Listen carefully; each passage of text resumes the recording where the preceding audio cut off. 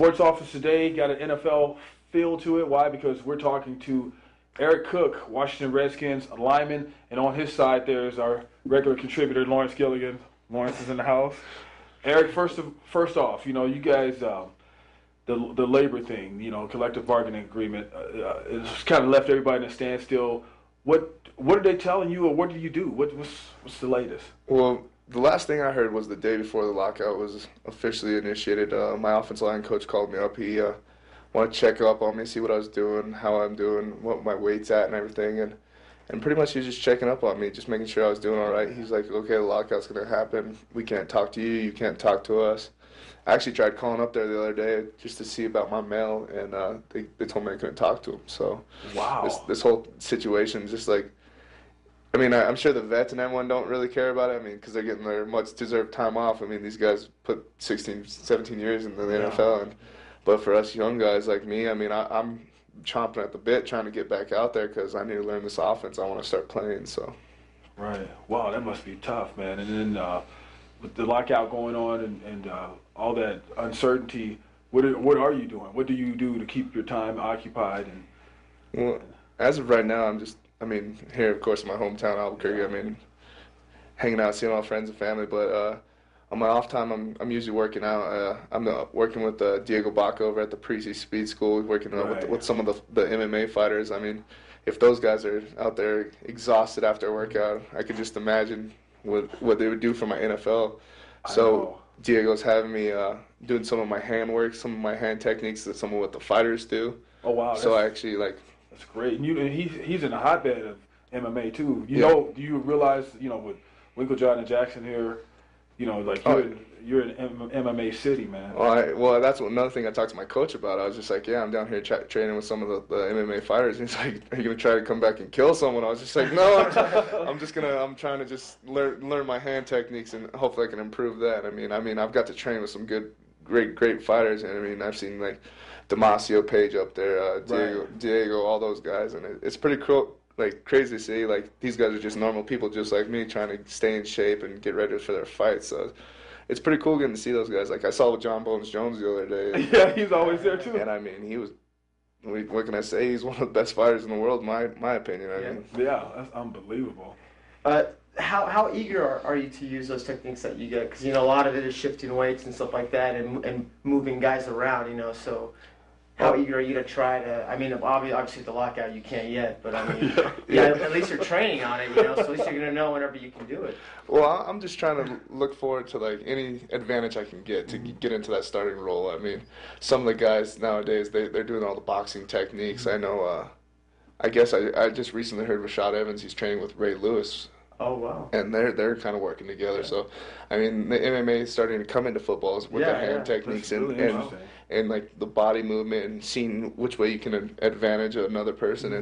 And I guess as of right now, it's just trying to get out there and use those techniques that I'm learning. And I like I said, I'm ready to go. I want to get out there and see if I can get that starting position. Does this whole lockout worry you at all, or is it just more time? You just want to get out there and go to camp and all that stuff, instead of spending your summer in Albuquerque. Those camps, they pay me, and I do like money, so I'm trying to get money for my future investments. So I'm not going to be in the NFL for as long as it's NFL not for long. That's what they told us at the rookie symposium. They told us don't expect the average lifespan of an NFL player in the NFL is like 3.6 years. Mm-hmm. So I'm trying to get in as much as I can, get in all that knowledge, and then I'm trying to play longer than 3.6 years, but trying to also look for my future investments and some long-term investments. Especially being like linemen generally last a little bit longer. At least they used to. Nowadays, maybe a little different, but like Steve Wisniewski, the guy who played for the Raiders, was there for a long time, and guys like that have been in the league for a long time. But now I don't know. What that's like. Yeah, I'm trying to do. We got a guy on our team right now. He's our current center, the one I'm hoping to replace. Yeah. He's been in the league. He's going on his 12th season. So, I'm grateful to have a guy there that I can learn from, and he's giving me his little inside information of what he used to do and all the other things, and has kept him in the league this long. So I'm trying to just pick and like grab little bits of information from him. Definitely. To have two brothers and one family in the NFL. You know, because a lot of people don't even get there. Is that weird to you? Like as of right now, his brother Ryan Cook, in case you guys know, Minnesota Vikings lineman. Yeah, as of right now, I mean, it's crazy to think about that. Me and my brother, we're both in the NFL, and it's kind of surreal at some point. They say like 1 out of millions of people make it to the NFL, and I mean, I'm getting an opportunity to actually play. And my brother, he's played for 5 years now, and I've got my first season under my belt, and of course he's helped me through this whole situation, the going from the college to the NFL, and just telling me what to expect. And now that I've got my first season under my belt, he's telling me, okay, this is what you need to do to actually solidify a starting position and starting role. And I mean, it's just crazy, but I'm so grateful to have him for that, because not a lot of people get that opportunity to have inside information. I mean, people have their father, and of course, like all the people that have played in it, but it's changed so much from then to now. I mean, I'm pretty much getting a current look at what to expect. So. And you guys, do you guys compete like against your sibling rivalry? I mean, I like to. I mean, I did get Lobo's team MVP and offensive MVP and all that. He didn't get any of that. But smack talk. And I did get a bowl game win. Oh, and all that. But he doesn't know about that. Oh wow! Look at the little smack talk from your little brother. He's gonna have to watch this. You know. But you now like so when you got on the 53-man roster, talk about that day, and did you do a cartwheel coming out of the office? I mean, it was really exciting. I worked those 11 games in practice squad and during camp and all the mini camps. I mean, I went through a lot, and having to go up against Albert Haynesworth and Makiel Kimiratu and and London Fletcher, all those guys, and it just was such a great learning experience. The guys come up to me after every practice, and it was an honor to hear from like guys like Albert Haynesworth, like, bro, you're getting good. Like you're gonna get some playing time. And there was actually a chance for those last 4 games where my offensive line coach came up to me. He's like, "You ready to play?" And I was just like, "Yeah, suit me up. I'm ready to go." But it was a great opportunity to get to travel with the team. I mean, we got to go to the Cowboys, which is Redskins Cowboy rivalry, and I got some friends out there that got to go to the game, and they said it was pretty crazy seeing me down on the field. And I mean, it was kind of surreal looking up at that jumbotron. Yeah. Your neck hurts. Rodney Ferguson was talking about that. Remember when you were saying that you don't even watch the game, you watch the screen? Yeah, you watch the screen. I mean, it's closer. You're closer to the screen than you are to the field, and that's true. You're on the field. But I remember after that game, I was grabbing my neck. I was like, I need a massage, because that thing, you're like this. Yeah, no, that's ridiculous. So you go from playing the Wyoming Cowboys to the Dallas Cowboys. That rivalry there. What's the best? Oh, well, I gotta say the Cowboys. I'll just say the Cowboys. There we go. There we go. Oh, that's a political correct. Yeah, there you go. There we go. But how about the speed? Because I know Van caught up with DeAndre, and he was talking about how he tried to adapt to the speed and how the game is just completely different from the college level. How has that been? Oh, it was ridiculous. I remember my first mini camp. I got out to D.C. and we had rookie mini camp at 6 o'clock in the morning, and it was literally the day after I got there, so I wasn't adjusted to the time. So it was 4 o'clock in the morning in Albuquerque time, which I woke up at 3 o'clock. Yeah. So I mean but that wasn't even the hardest part. I mean, just going from the speed of the aspect of the game, like. They tell you, like, if you're not going, you're going to get cut. It's very easy to get cut in the NFL because there's always someone trying to replace you out there.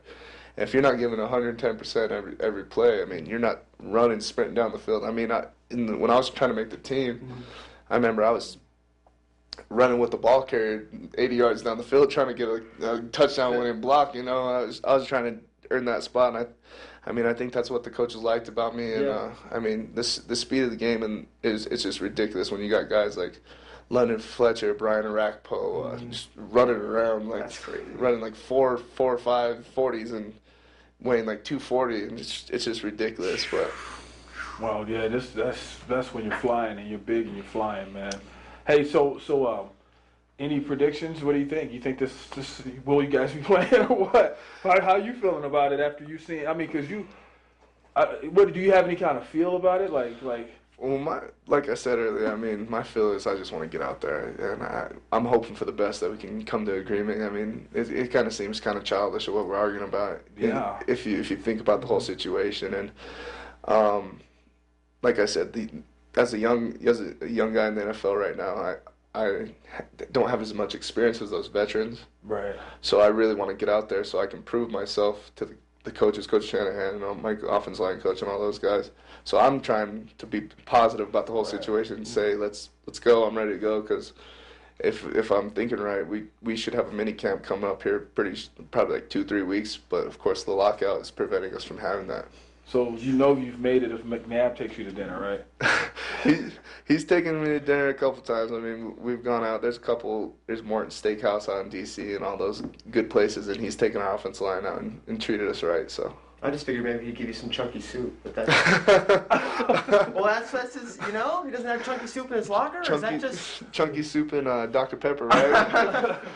He took the lineman out to eat. Does he eat like you? Because he's a big guy. He eats. Can he hold his own with you guys? Yeah, he can hold his own. He tries to stay a little conservative. You know, he wants to look like a quarterback. You know, so I think if he wanted to, he could probably get up on the line and play some line too. He's a big boy now. That's what I'm saying. He's a big boy. Were you surprised when you saw how big he was in person, or? Kinda. I mean, I was kind of shocked though. Like all the people you see on the football field, you go up to him like London Fletcher. He's not. He's about this tall, and I'm just like, whoa! But he plays like he's 8 foot tall, 400 pounds. I mean, that dude has nothing but heart, and I mean, it's crazy to see, like these guys that you watch on TV all day, and then you're actually out there on the field. Like during the first couple of practices, I was kind of starstruck. I was like, am I really snapping a Donovan McNabb with Clint Cortis in the background? D'Angelo Holliver, Lauren Landry, is this really happening? And then I was just like. Now it's just a job to me. I mean, when we played in our first couple preseason games, I was played against the Jets, and who was it? Jason Taylor was lined up across the line from me. I was just like, whoa, that's crazy. Jason Taylor's right there, and I'm gonna have to block him, you know. And it's just crazy to think about, but.